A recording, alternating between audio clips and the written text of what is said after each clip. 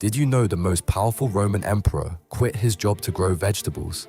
Diocletian was the only Roman emperor to voluntarily retire. In 305 AD, he did something unthinkable. He stepped down from ruling the greatest empire on earth. But first, he split Rome into 4 parts to make it easier to manage. Then he walked away from it all.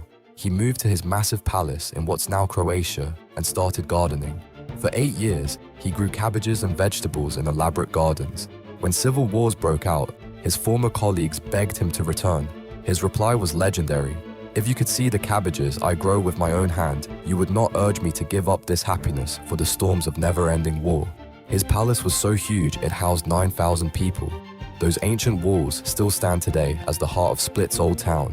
The irony is perfect. The man who saved Rome through brilliant leadership found more joy in farming than ruling millions of people. Sometimes the greatest power move is walking away.